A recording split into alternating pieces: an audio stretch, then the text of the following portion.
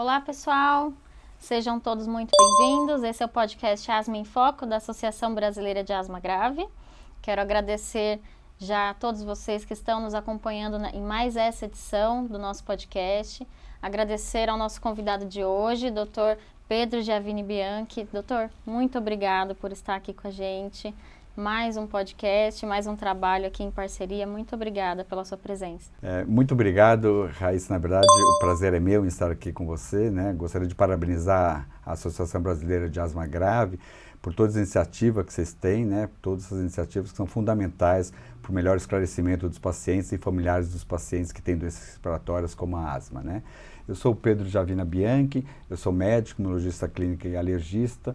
Eu trabalho no Hospital das Clínicas, sou professor associado da Universidade de São Paulo e também tenho uma atividade na nossa Associação Brasileira de Alergia e Imunologia como diretor e também na Organização Mundial de Alergia, né? E é realmente um prazer estar aqui esclarecendo você e seus ouvintes sobre a asma e outras doenças respiratórias. Muito bom, doutor, é uma honra para a gente. Doutor, hoje o assunto é asma alérgica, né, que traz sempre muitas dúvidas. Nós já conversamos em alguns outros episódios sobre alguns tipos de asma e hoje trouxemos essas dúvidas dos pacientes para entender um pouco mais da asma alérgica em si.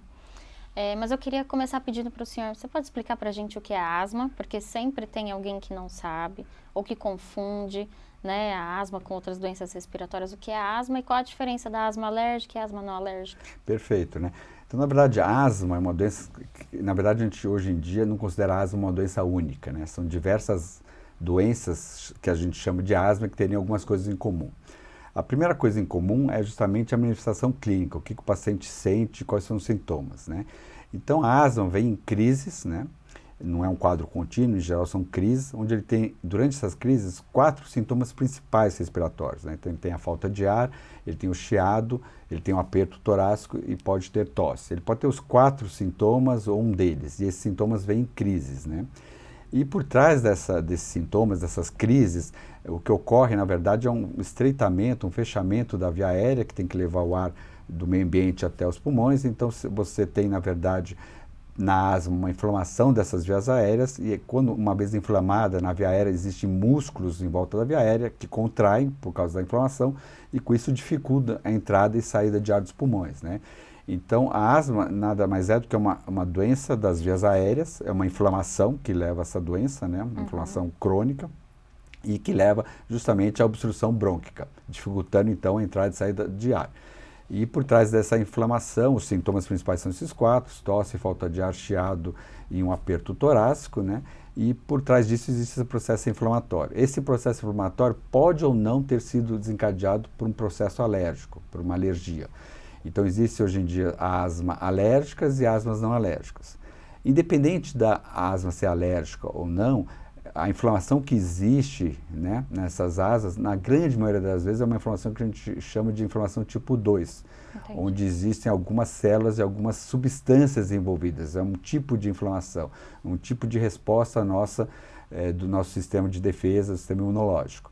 E quando é alérgica, ou quem desencadeou essa inflamação tipo 2 realmente foi o contato com alguma substância do meio ambiente que normalmente é inócua, né? Uma proteína de um ácaro, de um pólen, de um animal tipo gato-cão, ou mesmo de um fungo.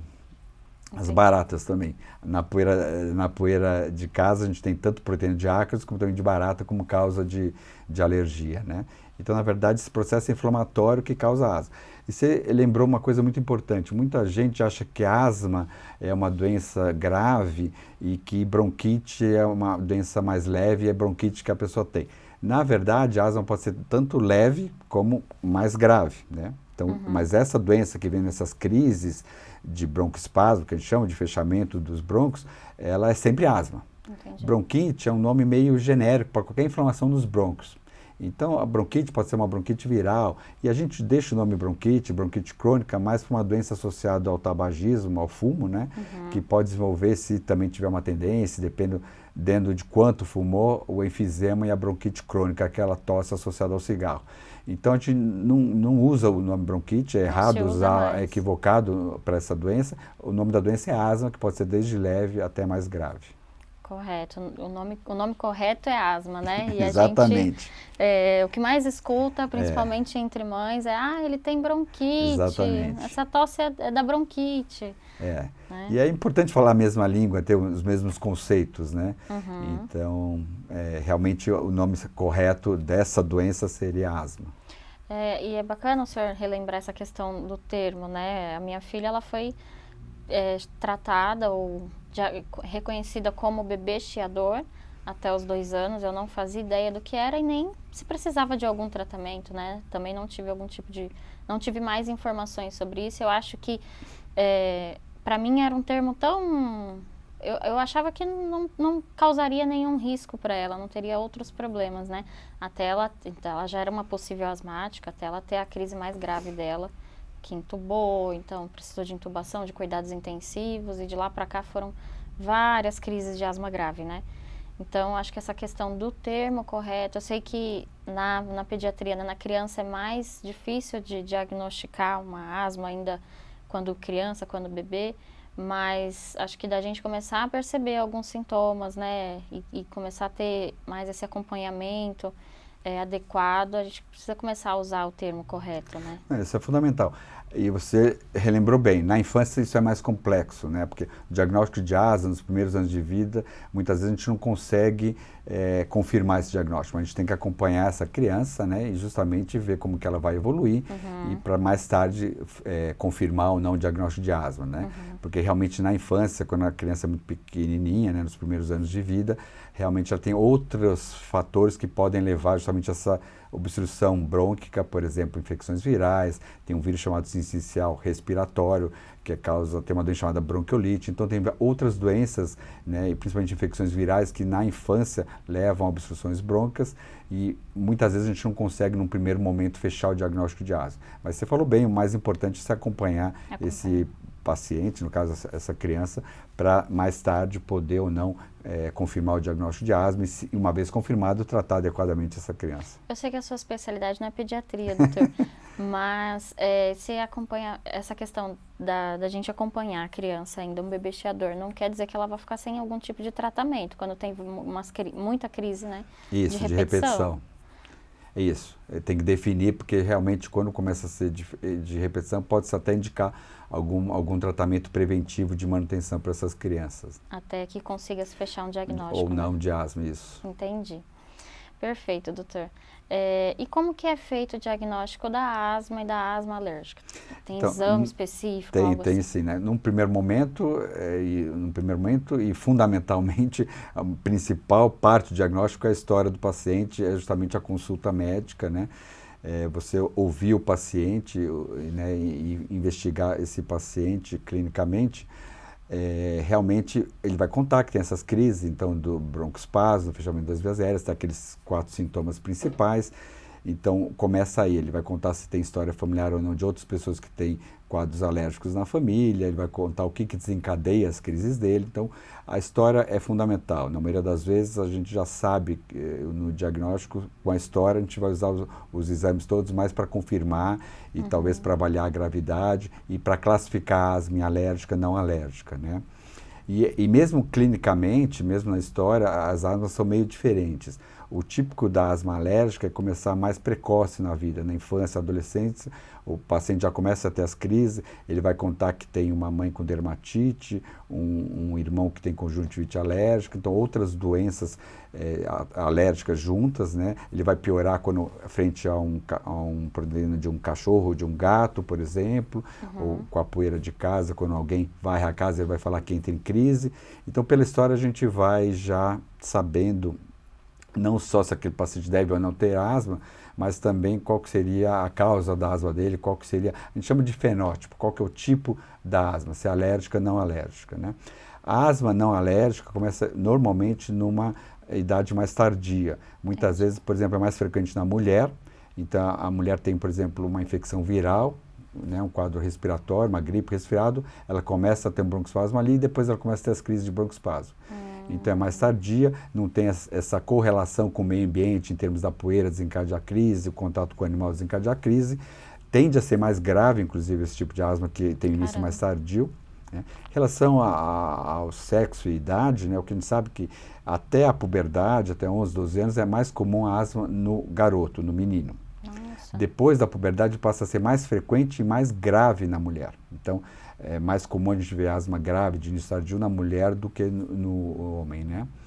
E outro dado muito importante, às vezes o paciente, é em relação à rinite. Às vezes o paciente fala, ou conta para o médico, eu tenho rinite também, e o médico fala, então deve ser um quadro alérgico. Não, tanto a asma alérgica vem com a rinite alérgica, como a asma não alérgica vem com a rinite não alérgica também. Então tem um conceito chamado via aérea única, que a via aérea é a mesma do nariz até chegar lá no alvéolo, nos pulmões. E que quando você tem inflamação da via aérea inferior, que é a asma, você a grande maioria das vezes vai ter também, 90% das vezes vai ter também aqui nas vias aéreas superiores do nariz, né? Então as rinites e as asmas, independente delas serem alérgicas ou não, elas vêm junto. Entendi. Agora, na asma alérgica vai ser mais comum, por exemplo, dermatite atópica, conjuntivite alérgica, essas realmente vão estar mais associadas ao fenótipo, que a gente chama o tipo de asma alérgica, né? Uma outra pergunta, não sei se faz sentido, mas enquanto o senhor falava, eu me identifiquei em algumas coisas. A minha filha Giovana, que tem asma grave, o sintoma principal dela é a asma. E ela tem uma irmãzinha de 1 ano de diferença que tem dermatite atópica, né? A minha filha mais nova. Então, isso, levando em consideração... São doenças que vêm associadas, né? Esse fundo da inflamação tipo 2. Inclusive tem um termo que a gente chama que é a marcha atópica. O que seria essa marcha atópica? Dependendo da doença, a frequência, tem um pico de frequência dependendo da idade. Então, o mais comum, se bem que às vezes o paciente não segue isso, tem vários pacientes adultos com dermatite atópica até grave. Mas normalmente as primeiras doenças que ocorrem é a dermatite atópica e a alergia alimentar. Entendi. E depois que vem o pico, né, a maior frequência de asma e rinite, né? Então, as doenças respiratórias têm uma incidência um pouco maior, um pouco mais na infância, um pouco mais tardio, né? Isso quando é um quadro alérgico, né?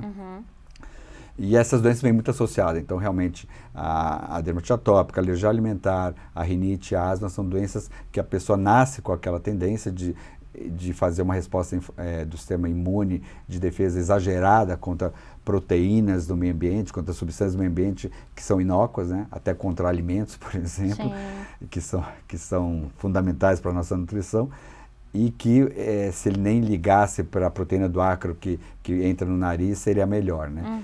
Então, realmente, você tem essas doenças associadas, essa tendência hereditária que a pessoa nasce com ela.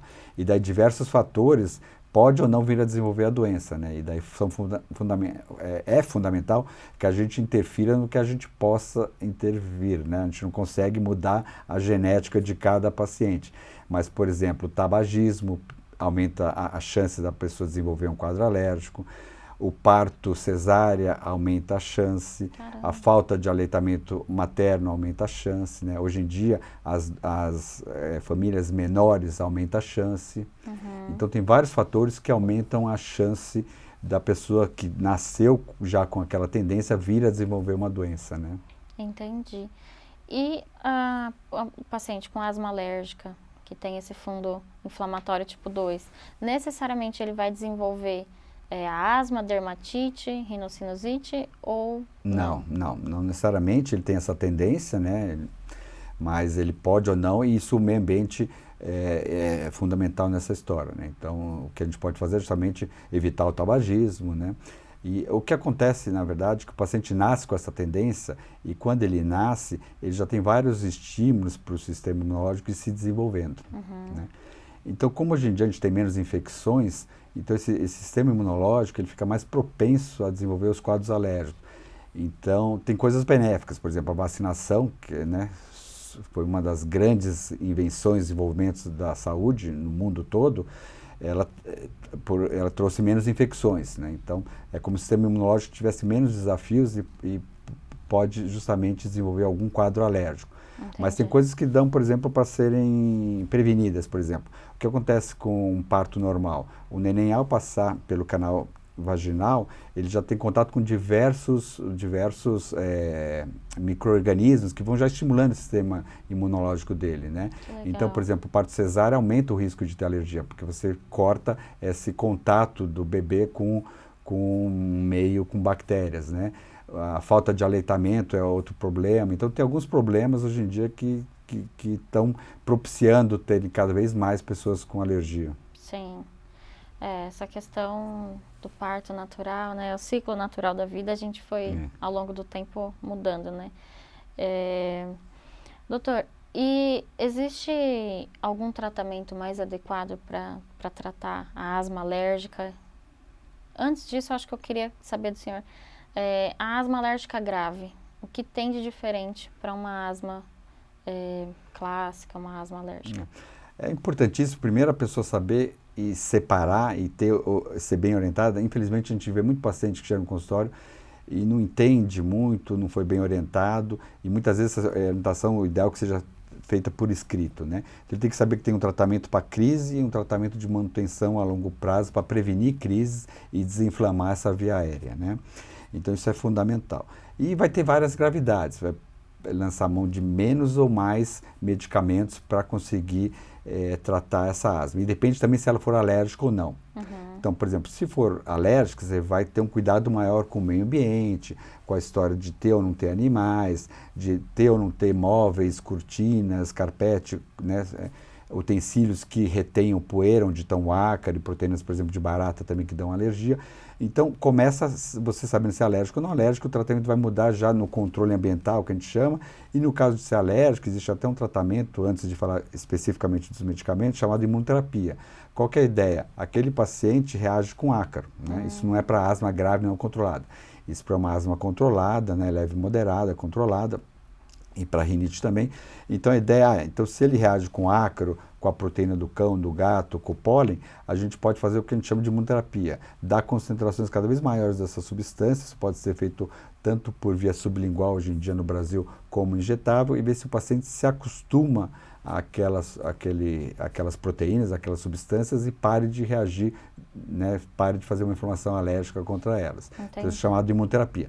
Agora, quando a gente fala em medicamentos... É o que as pessoas chamam de vacinas. vacina. Vacina para alergia. Isso, que é a imunoterapia, vacinas alergênicas e imunoterapia.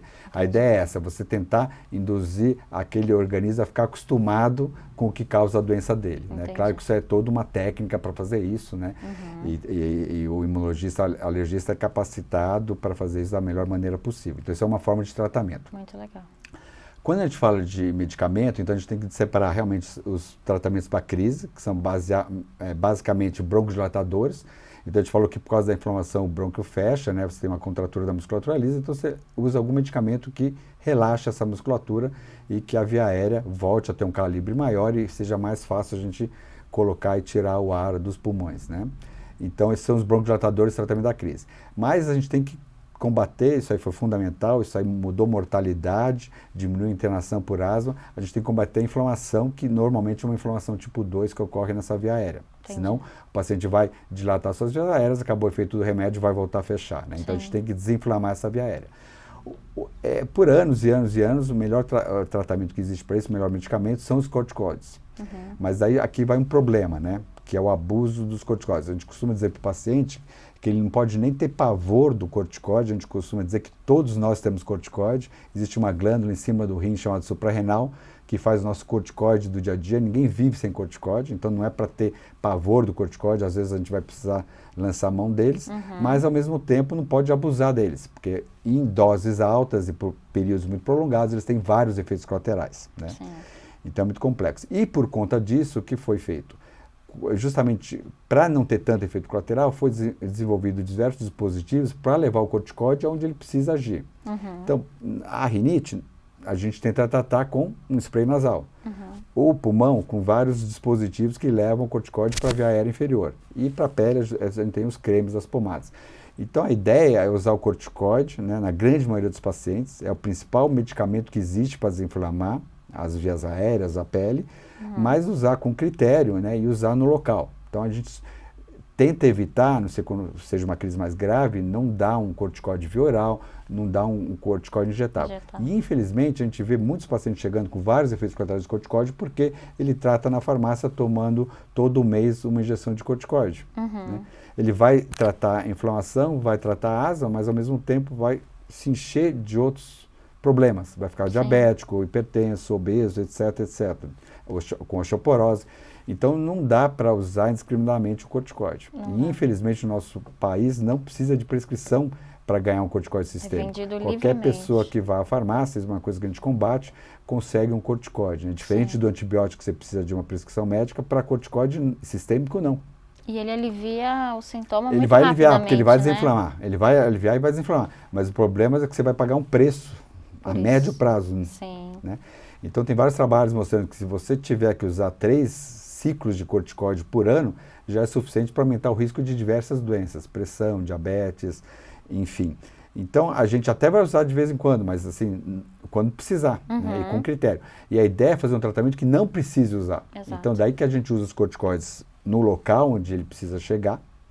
E para os pacientes mais graves, hoje em dia, a gente tem diversos medicamentos que foram desenvolvidos, que é um novo avanço que está tendo no tratamento do paciente com asma grave, que eles todos são anticorpos feitos no laboratório que bloqueiam alguma parte dessa inflamação tipo 2.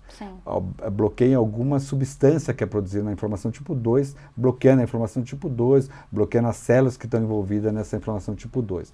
Então, são os anticorpos monoclonais. Hoje no SUS a gente tem 2 deles, acesso a 2 deles, e na rede privada a gente tem acesso a 5 deles, né? E outros estão sendo desenvolvidos. Agora, mesmo no momento, lá no Hospital das Clínicas, a gente está fazendo uma pesquisa com um 6º anticorpo monoclonal, que a gente chama, que é justamente a ideia, é bloquear essa resposta a essa inflamação tipo 2, né? Sensacional. E essa questão do corticoide oral, que nós, pacientes, a gente tem acesso, né, com muita facilidade e utiliza com muita frequência, porque é algo que tira os sintomas muito rapidamente, é muito séria, né? A minha filha, ela começou a manifestar sintomas com 2 anos de idade. Até os 5 anos, que foi a idade em que a gente conseguiu encontrar o controle da asma, eu, completamente ainda leiga naquela época, dava xarope para tosse, que é o corticoide oral, né? Que as mães chamam de xarope para tosse, assim, indiscriminadamente. Ela tossia, eu achava que ela precisava do xarope, né? E eu mal sabia o tamanho do mal que eu estava fazendo para minha filha. Então, quando eu finalmente consegui um especialista e fazer outros exames, a Giovana já estava hipertensa, né, para a idade dela, idade, tamanho, peso. Ela teve atraso do crescimento ósseo, queda de cabelo, né, perdeu vários tufinhos, assim. Então, e tudo eu descobri que foi por conta do corticoide. Hoje, né, graças a Deus, e da medicina e todo o tratamento adequado, a gente conseguiu controlar, conseguimos recuperar essa questão, né, todos esses sintomas, essas doenças que acabaram complicando por conta do uso indiscriminado aí do corticoide, né? Mas é muito sério e a gente pensa que é só um xarope inofensivo, né? E não é nem um xarope, né, doutor? É complexo, né? Realmente, isso é uma das grandes bandeiras da sociedade, lutar contra o uso indiscriminado do corticoide sistêmico, né? E também das faculdades, enfim, traz diversos problemas para o paciente e para o sistema de saúde como um todo, né? Sim, nós pacientes precisamos ter essa consciência também, né? Procurar sempre especialista, manter o controle ali com o seu médico, né? Para não precisar utilizar mesmo. Doutor, e o que o paciente com asma alérgica existe algo que ele deve evitar dentro de casa, fora de casa? Algo ali que a gente pode fazer para controlar os sintomas da asma alérgica?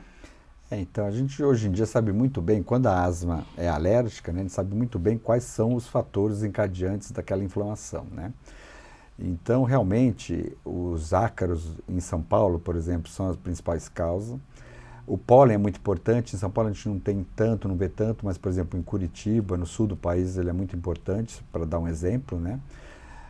Qualquer animal a pessoa pode desenvolver uma alergia à proteína desses animais, você pode ter alergia a cavalo, etc. O mais comum é gato e cão, porque são justamente os animais que estão ali no domicílio, né? Na poeira de casa, além do ácaro, tem também proteínas de barata, né? E o mofo, que é o fungo, também é outro fator importante, né? Então a gente sabe o que causa alergia. O difícil é combater, né? Porque, por exemplo, teoricamente, se a pessoa tem alergia a gato, e fosse só o gato, você poderia, teoricamente, né, dar o gato ou deixar na casa de algum outro parente e a pessoa iria melhorar. Mas é muito raro não ter alergia ao ácaro. Muitas vezes você tem ao ácaro sozinho, mas só, por exemplo, só ao gato, só ao cão, é difícil. Então, geralmente você tem ácaro sozinho ou ácaro e mais alguma coisa.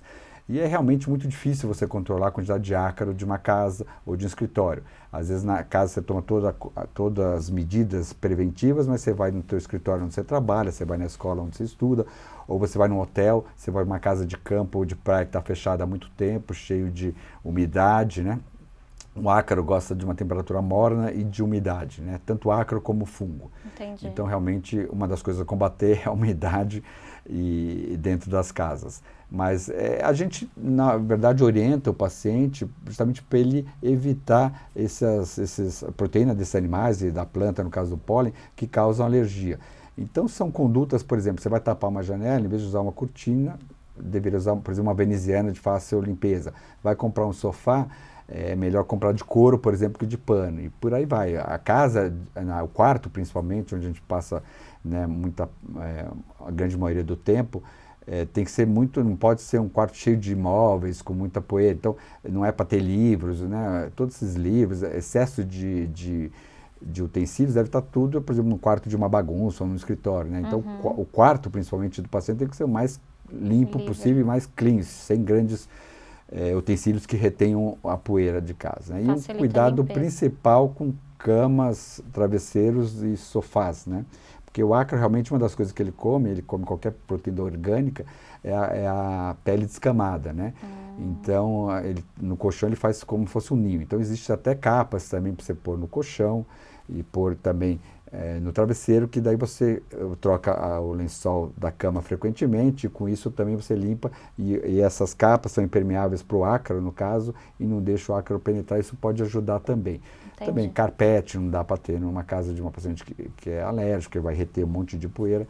Então são algumas condutas, né, no dia a dia que a gente tenta fazer para diminuir a quantidade de ácaros. Deixar a casa ventilada, ensolarada, porque isso vai tirar a umidade, o sol também mata o ácaro. Sim. Então tem diversas atitudes que podem melhorar e diminuir a quantidade de ácaro de um ambiente, né? Extremamente importante. Nossa, passou muito rápido, doutor, e quanta informação a gente conseguiu aqui nesse episódio. Queria agradecer mais uma vez, é sempre uma aula conversar com o senhor.